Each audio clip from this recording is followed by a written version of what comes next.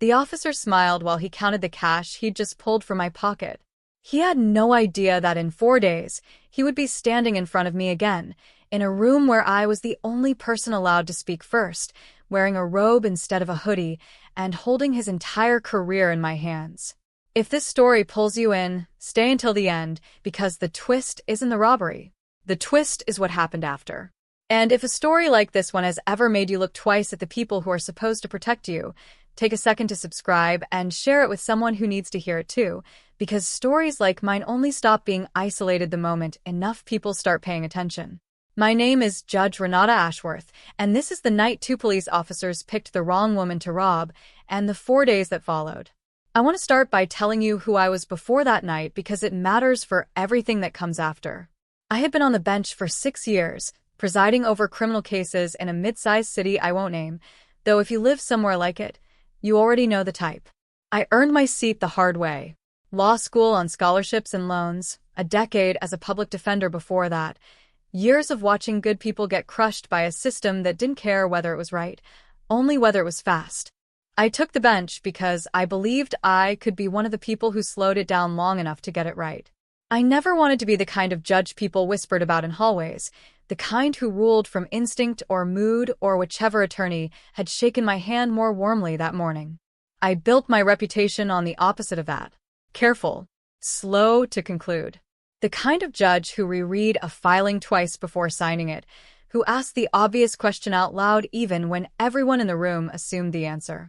Attorneys who appeared before me regularly used to joke that I made them earn every ruling instead of simply expecting one, and I took that as the highest compliment my career could offer me. It meant no one on either side of a case ever left my courtroom certain they had the advantage before they'd made their argument. Off the clock, I lived a quiet life. Small apartment near the river, no children, a sister in another state we talked to twice a month, and one habit that had nothing to do with my job at all. Every night, rain or clear sky, I walked. 3 miles, sometimes 4. Always after dark, always in the same gray hoodie with the drawstrings pulled tight and a baseball cap low over my eyes. It wasn't about exercise. It was about being nobody for 45 minutes. On the bench, everyone watches how I move, how I speak, whether my face gives anything away. On those walks, I was just a woman in a hoodie, invisible in the best possible way. I never once imagined that invisibility could turn into a weapon used against me. If you've ever worn a uniform of your own, whether it's a robe or a badge or simply the expectation other people load onto your shoulders every single day, you understand the specific relief of a stretch of time where none of it applies. That's what those walks were. 45 minutes, where I wasn't a judge weighing someone's freedom, wasn't a woman other attorneys studied for a flicker of bias, wasn't anything but footsteps on pavement and cold air in my lungs. I would have told you, right up until that night, that those walks were the safest part of my day. I had no idea I was about to learn exactly how wrong that belief could be, or how quickly the version of me the world couldn't see could become the version of me someone else decided to exploit.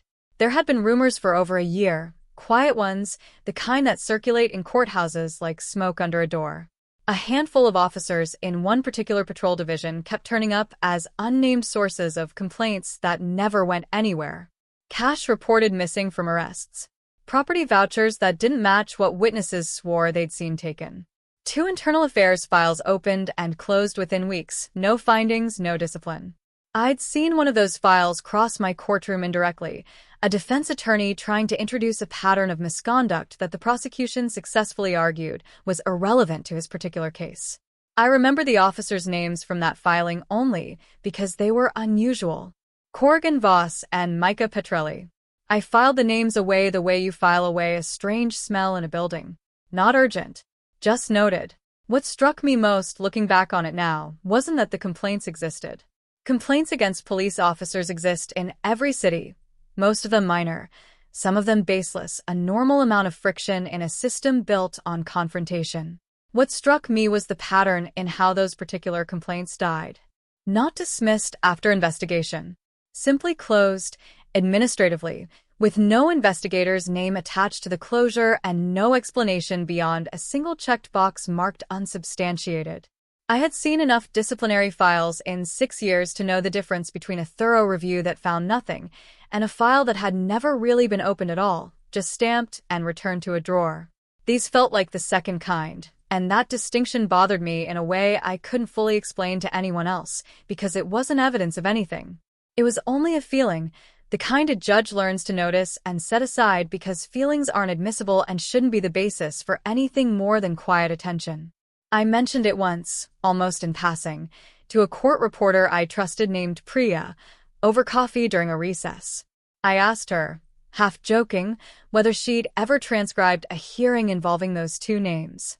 She went quiet for a second longer than the question warranted, then told me she remembered one, years earlier, where a witness had grown so agitated on the stand describing an officer's conduct that the judge had to call a recess to calm him down, and how strange it was that nothing ever came of it afterward. I remember thinking, at the time, that it was an odd detail to lodge itself in someone's memory for so long. I didn't yet understand that Priya's instinct, like mine, was the kind that forms quietly around a pattern long before anyone has enough proof to say it out loud.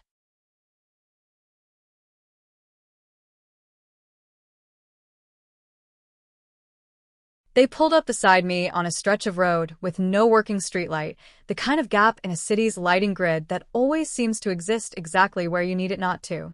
The passenger window rolled down. A flashlight hit my face before anything else did, blinding enough that I couldn't make out either of their features, only silhouettes and the outline of a badge clipped to a chest. Routine stop, the one on the passenger side said. Suspicious activity in the area. I asked what activity, and he told me to stop talking and put my hands where he could see them. There's a particular silence that falls over a street the moment a patrol car slows beside you at night, a silence made entirely of your own pulse. No other cars passed. No porch lights flicked on. Whatever neighbors existed behind those dark windows stayed exactly where they were, and I understood, standing there with the flashlight still carving a white circle into my vision, that whatever happened next would happen with no witness beyond the two men deciding how it would go. I remember thinking, with a strange detachment that still surprises me when I recall it, that I had spent 6 years listening to victims describe this exact sensation from the witness stand, the specific helplessness of realizing that the badge in front of you was the only authority for several city blocks in any direction, and that authority had just decided you were an inconvenience rather than a citizen. I want you to understand something about that moment, because it's the part people always get wrong when they imagine it happening to them. I wasn't thinking about my job. I wasn't thinking about the robe hanging in my closet or the docket waiting on my desk. I was thinking about surviving the next 5 minutes, the same as anyone would. I put my hands up. I answered every question in a flat, careful voice, the voice I'd learned decades earlier as a young public defender standing between angry officers and terrified clients. Compliance first. Everything else after. The driver got out. He was heavier, slower moving, the kind of tired that comes from doing something wrong for a long time and no longer feeling the weight of it. He patted me down with hands that lingered too long in my pockets, and when he found my wallet, he didn't ask permission before opening it. I watched him slide out $300 in cash I'd withdrawn earlier that week for a plumber and tuck it into his own jacket without a flicker of hesitation. The passenger officer took my watch next, an old one that had belonged to my father, unclasping it from my wrist while telling me it looked like evidence connected to a burglary ring they were investigating. I knew, standing there, that there was no burglary ring. There was only a badge being used as a permission slip. Here is the detail that still keeps me awake some nights. I almost told them who I was. The words were right there, 3 syllables away from ending the entire encounter. Your Honor, I am a sitting judge. I didn't say it, and not because I was too afraid to speak. I didn't say it because some old instinct, sharpened by years of watching power protect itself, told me that the moment I said those words, the story of that night would change into something they controlled instead of something I could later prove. If they knew who I was, the cash could reappear as a misunderstanding. The watch could be returned with an apology and a request that I let the matter go, professional courtesy between people who understood how the system worked. I wanted the truth on record exactly as it happened to an anonymous woman in a hoodie, because that woman was the one they thought they could rob without consequence. They let me go with a warning to watch myself walking alone at night, as if the danger they'd just described was anyone but themselves.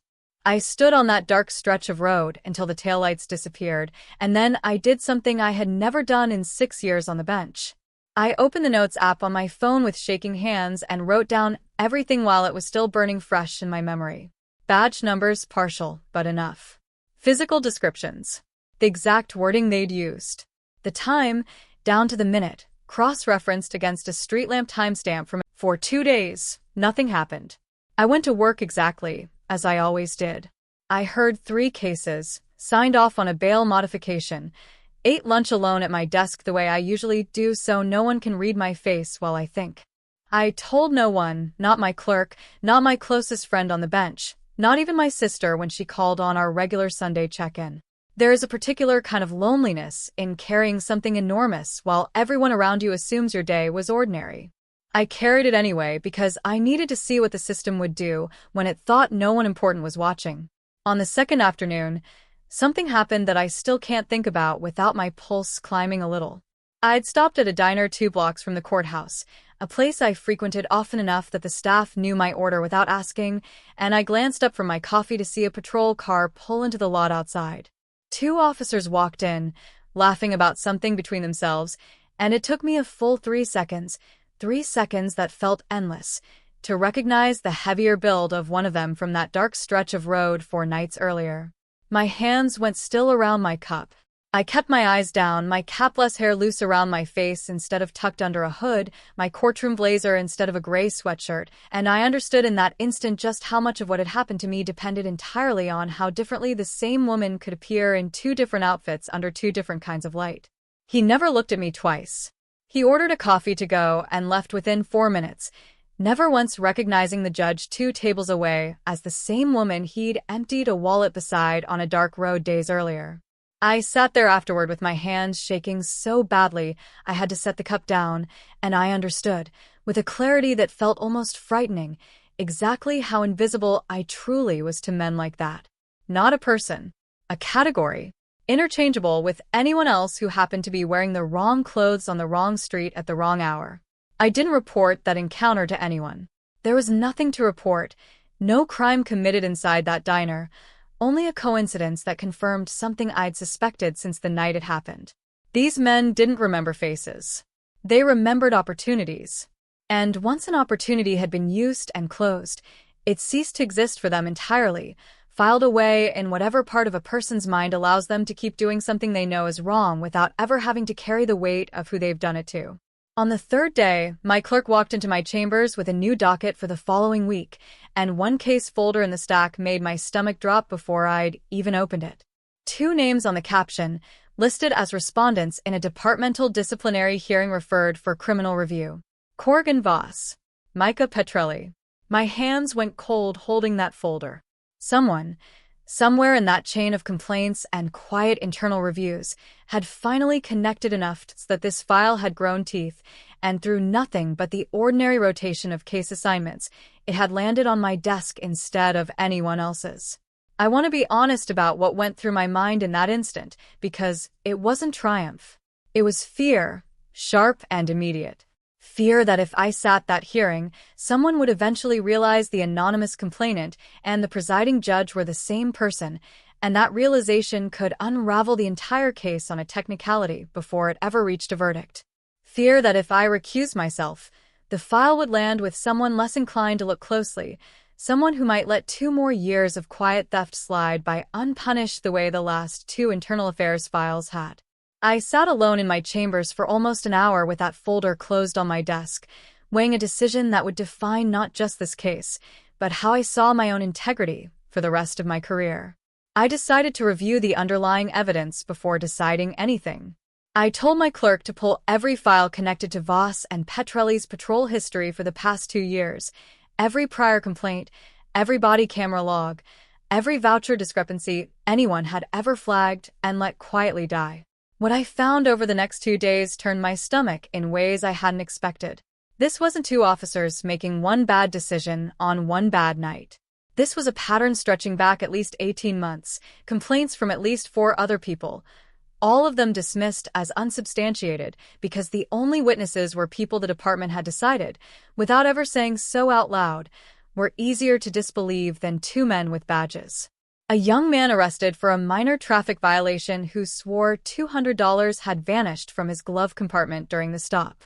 An elderly woman who reported her husband's antique ring missing after officers searched their home under a warrant that was later quietly withdrawn.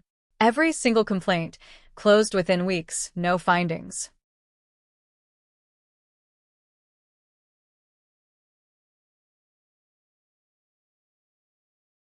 I found something else buried in an evidence log that made the hair on my arms rise. A patrol car dash camera, malfunctioning conveniently on 3 separate occasions that corresponded almost exactly with the nights those complaints were filed, and functioning perfectly every other night of the month. Someone had been disabling the recording equipment on purpose, and someone else in a supervisory position had been signing off on the maintenance logs without ever questioning why the same unit kept failing on the same 2 nights of duty. One name in that stack of complaints stayed with me longer than the others. A woman named Odalise Marchetti stopped 11 months earlier while walking home from a night shift at a hospital, still in her scrubs, who reported that an officer matching Petrelli's description had gone through her bag and removed a small amount of cash along with a set of earrings her mother had given her before passing away. Her complaint had been closed in 19 days with the same single checked box every other file carried. Unsubstantiated. Reading her statement, typed out in the careful, exhausted language of someone who had clearly rehearsed it in her head a dozen times before finally reporting it, I recognized every beat of my own encounter reflected back at me. The flashlight in the eyes. The refusal to explain what supposed crime justified the stop.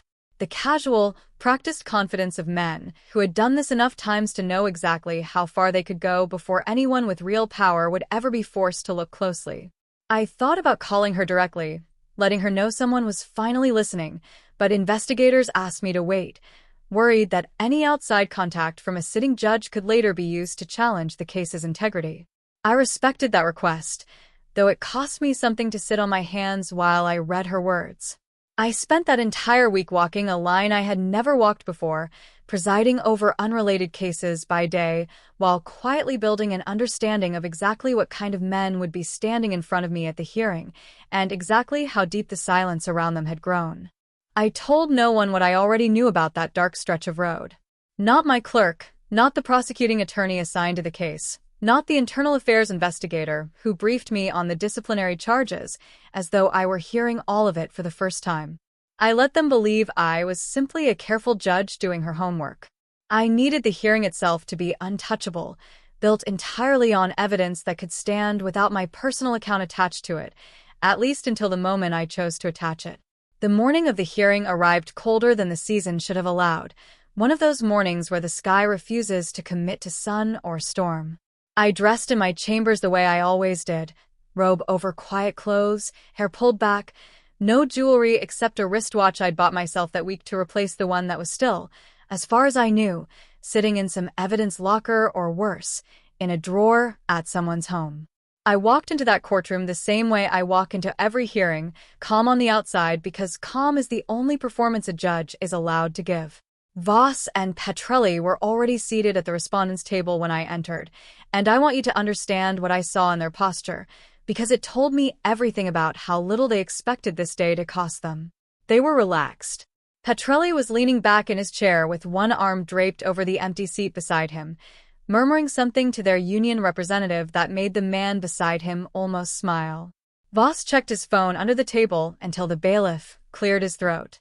These were not men bracing for consequences. These were men who had done this dance before, and won every time, certain that a system built by people who protected their own would protect them one more time.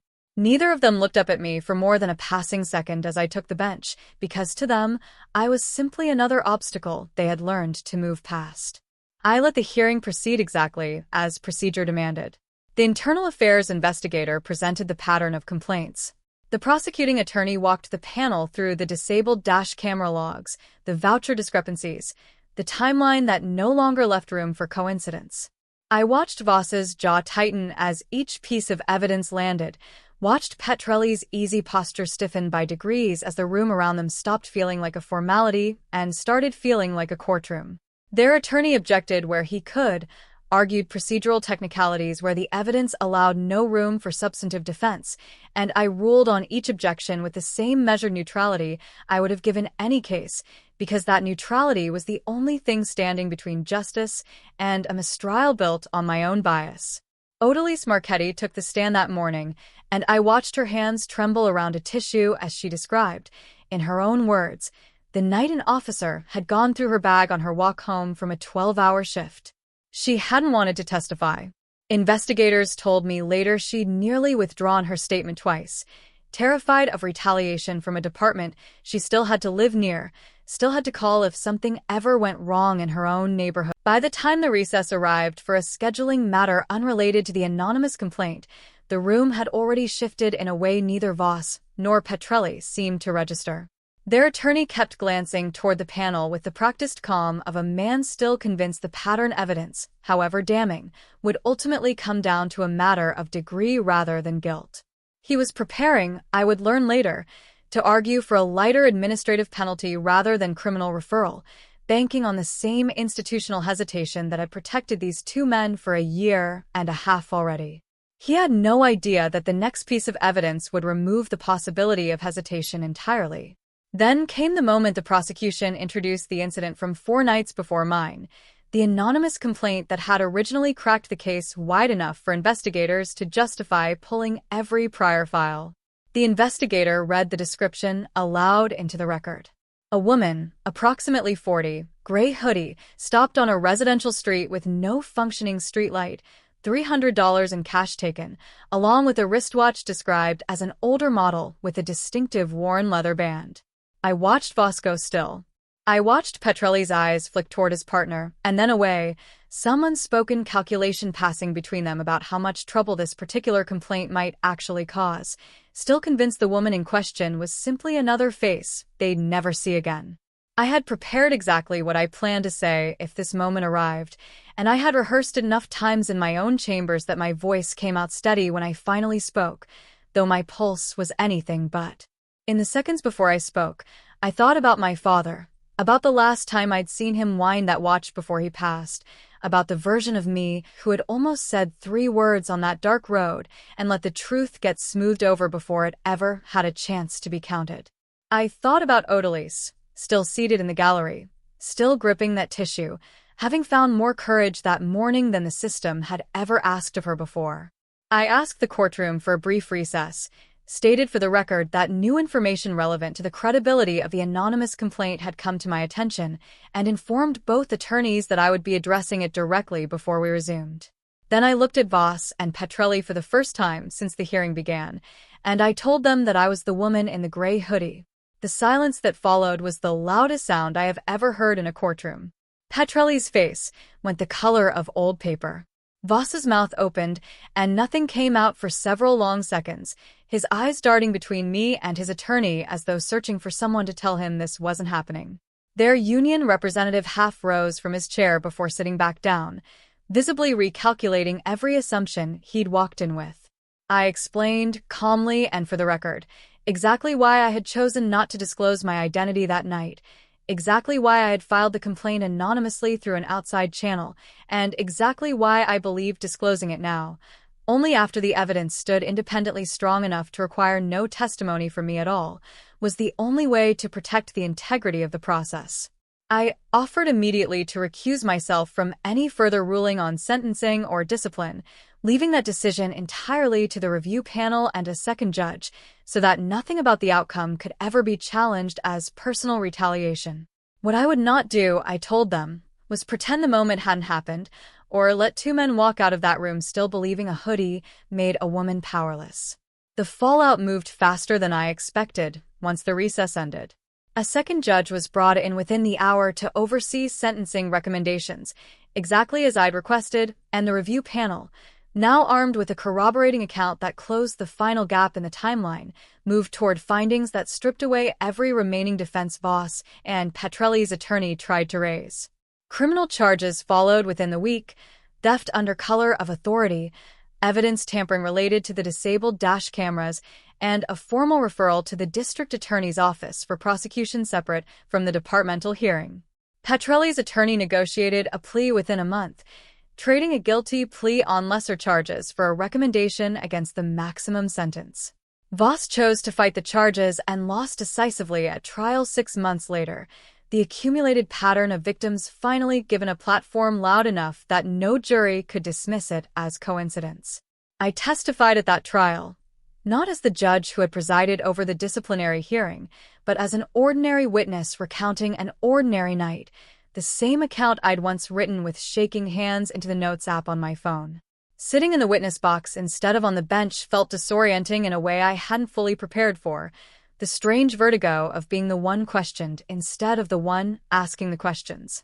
Voss's attorney tried, as I expected, to suggest that my account had been shaped after the fact by knowledge of the broader pattern, that a judge with access to every complaint file might unconsciously tailor her memory to fit what she'd since learned. I answered plainly, something I hadn't anticipated happened once the story became public knowledge inside the department, stripped of names, but impossible to fully contain in a building full of people who talk. 3 more people came forward in the following weeks, each with their own account of an encounter with those same 2 officers that they'd never reported before, certain until then that reporting would change nothing.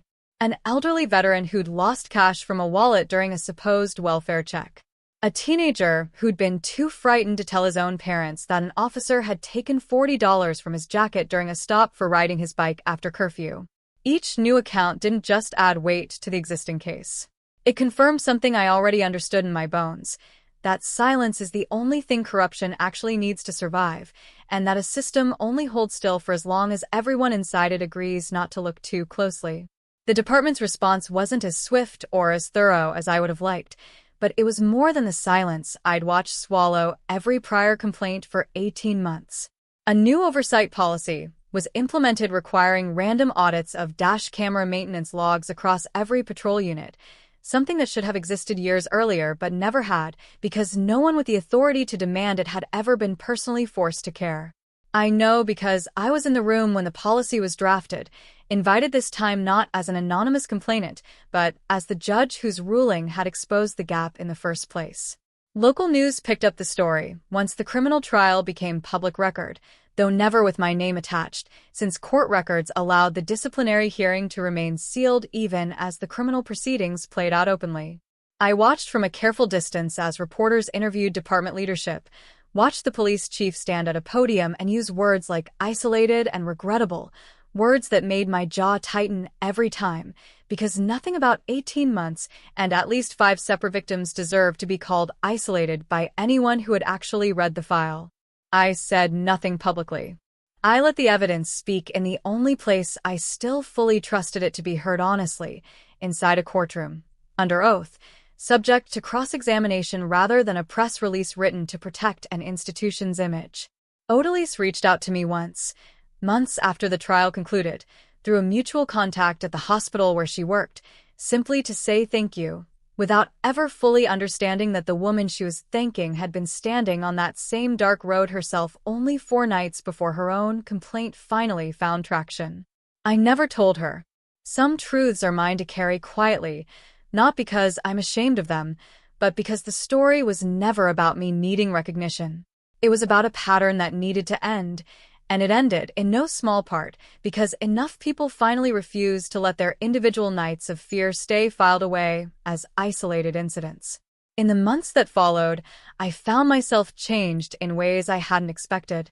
I kept walking at night because I refused to let 2 men in a black sedan take that small piece of peace away from me permanently, but I no longer walked the same routes on the same nights, and I no longer told myself that invisibility was only ever a comfort. I understood now that it could be a target too, and that the same anonymity I'd once treasured for its freedom had almost cost me my father's watch and, in a version of that night with slightly worse luck, could have cost far more than money. I started something new that winter almost by accident. A colleague on the bench, a fellow judge named Desmond Okafor who had quietly followed the case from its earliest disciplinary filings, reached out to ask if I would help design a training module for new officers on the psychological dynamics of power imbalance during stops, drawing directly from the case without ever naming me publicly as the original complainant. I said yes almost before he finished asking. We spent long evenings over the following weeks building that curriculum together, and somewhere between the drafts and the late coffee and the long conversations about what accountability should actually look like inside a badge, I found something I hadn't expected to find in the middle of all that darkness. A friendship that felt honest in a way so much of my professional life rarely allowed, built on mutual respect instead of hierarchy, on two people who cared more about getting something right than about who received credit for it. Desmond had his own reasons for caring about that curriculum beyond professional interest, reasons he shared with me slowly, the way most honest things get shared, in pieces over many conversations rather than all at once. He'd grown up watching an older brother get stopped for reasons that were never quite clear, in a neighborhood where a badge on your porch late at night meant something different than it meant in mine. He told me once that he'd become a judge for almost the exact same reason I had, a belief that the system could be slowed down long enough to actually see people clearly, and that belief was exactly why he'd recognized, faster than almost anyone else on the bench, what my case actually represented. Not a scandal. A pattern finally interrupted. We built that training module by module, testing early drafts on new recruits, adjusting language that sounded correct on paper but rang hollow out loud, and by spring, 3 precincts across the district had adopted it as mandatory training for every officer within their first 2 years of service. The evening we finished the final draft, we sat in his chambers long after the building had emptied out, the kind of comfortable silence that only exists between two people who've stopped needing to fill every quiet moment with conversation. He asked me, almost carefully, whether I regretted any part of how the case had unfolded, whether the fear of that night ever outweighed what had come from it. I told him the truth. I would trade the fear away in an instant if I could, but I would never trade away what came after it, because the fear was mine to carry alone, and what came after belonged to Odalise, and to the veteran who'd finally spoken up, and to every officer who would now go through a training that hadn't existed a year earlier. That's the strange arithmetic of justice sometimes. The worst night of your life becomes the reason someone else's never has to happen the same way. My father's watch was never recovered. I've made my peace with that. Some things taken from you don't come back, no matter how thoroughly justice is eventually served, and I've learned that accepting that loss doesn't mean the fight to expose what happened was any less worth having. What I gained instead was something less tangible and, in the end, far more valuable. Proof that the system I had dedicated my entire career to believing in could still work, even when it was slow, even when it required an anonymous woman in a hoodie to risk everything by staying quiet at exactly the right moment. I still keep the replacement watch I bought myself that week on my wrist most days, and I've come to think of it less as a loss I'm compensating for and more as a reminder of a decision I made under pressure that turned out, against every instinct telling me to panic, to be the right one. There are mornings I catch it catching the light on the bench, right as I'm reading a docket or listening to an attorney make an argument I've heard 100 variations of before, and I think about how close that whole chain of events came to never happening at all. If I had reported it through the usual channels that night instead of driving 20 minutes out of my way to file it anonymously, my name would have been attached from the very beginning, and I have no doubt the case would have quietly dissolved the way every prior complaint against those 2 men had dissolved, smoothed over by an internal culture that knew exactly how to make inconvenient truths disappear when the right person asked them to. I think often about how differently this could have gone. If I had never noticed that black sedan crawling behind me with its headlights off. If Odalise Marchetti had stayed silent the way she'd almost decided to, certain no one would believe a tired nurse over 2 officers with badges. If a single clerk somewhere in that chain of assignments had routed the disciplinary docket to any judge but me, and the whole thing had proceeded without anyone in that room ever learning the anonymous complainant's true identity, would the outcome have been the same? I'll never know for certain, and I've stopped needing to know. What I do know is that patterns like the one Voss and Petrelli built over 18 months don't survive contact with people who refuse to let their fear be the last word. They survive on silence, and only on silence, and the moment enough people stop supplying it, the whole structure collapses under the weight of what it always was. People sometimes ask me, Now that the case is long closed and the headlines have faded, whether I regret not identifying myself the night it happened, whether announcing my title on that dark road might have ended the encounter faster and spared me the fear of those 5 minutes, I always give the same answer. If I had spoken those words that night, the truth might have quietly disappeared the way every complaint before mine had disappeared, smoothed over by two men confident that a badge could undo whatever a badge had done. Staying silent that night wasn't weakness. It was the only way to make sure that when the truth finally spoke, in a courtroom, on the record, in front of the very men who thought they'd never see me again, it would speak loud enough that no one could look away from it. And in the end, that's what real justice requires. Not the loudest voice in the moment of harm, but the steadiest one when the moment finally comes to answer for it. Power that hides behind a uniform only survives for as long as the people it targets believe they have no power of their own left to use. I found mine on a dark road in a gray hoodie, and I carried it all the way to the bench, where it belonged the entire time.